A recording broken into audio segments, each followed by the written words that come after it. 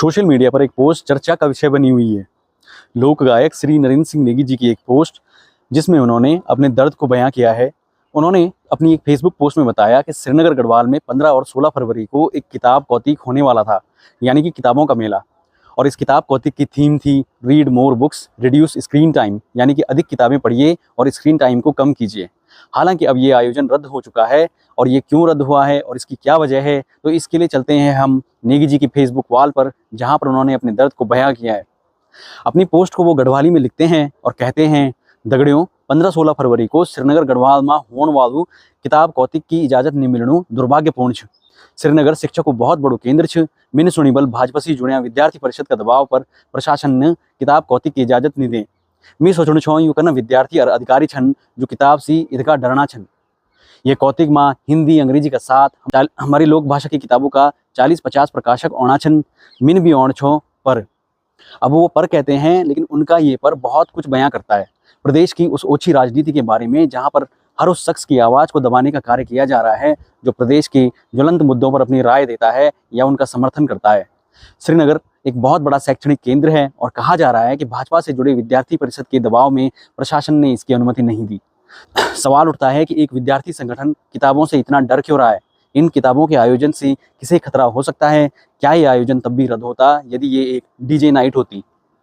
अपनी एक और पोस्ट में नेगी जी लिखते हैं, दगड़ियों श्रीनगर में किताब कौतिक निरस्त करवाने में भले ही कुछ लोग कामयाब हो गए हों, लेकिन पुस्तकों का महत्व समझने वाले श्रीनगर के बुद्धिजीवी, बाल साहित्य व लोक साहित्य प्रेमी बहुत निराश हुए हैं।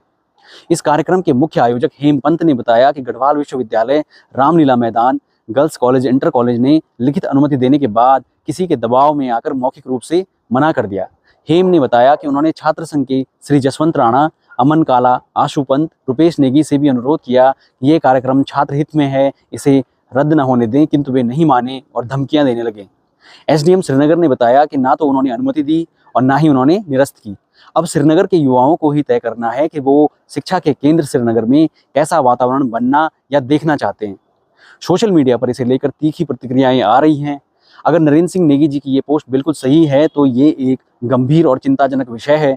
क्या बीजेपी से जुड़े छात्र संगठन को इस आयोजन से परेशानी थी या फिर नेगी जी से उनकी कोई नाराजगी थी?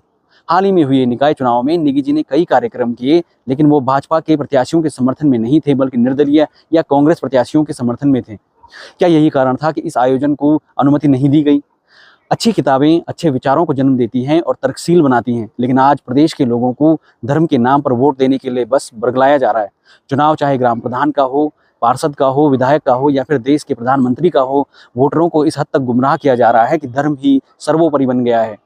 बेरोजगारी, महंगाई, सड़कों पर फैली गंदगी, शिक्षा, स्वास्थ्य, इसकी कोई बात नहीं करता। अगर हम उत्तराखंड की बात करें तो पलायन, रोजगार की कमी, जल, जंगल और जमीन को बचाने जैसी समस्याएं या तो गौण हैं या फिर मानव अस्तित्व में हैं ही नहीं।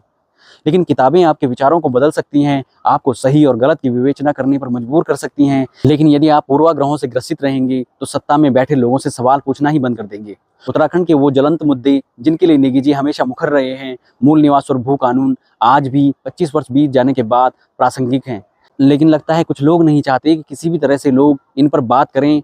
अगर किताब कौतिक जैसे सामाजिक समागम नहीं होंगे तो लोग नए विचारों से रूबरू भी नहीं हो पाएंगे, और जब लोग नए विचारों से वंचित रहेंगे तो वे मानसिक रूप से पंगु बनकर केवल किसी पार्टी के अंधभक्ति में तल्लीन रहेंगे।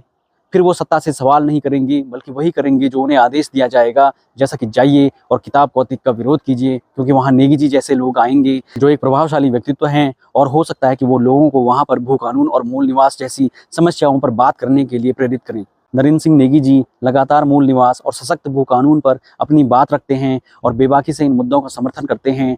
कहीं इस बात के पीछे यही तो वजह नहीं है कि भाजपा से जुड़ा एक विद्यार्थी संगठन आज इस बात से डर गया है? कमेंट सेक्शन में अपनी राय जरूर बताइए।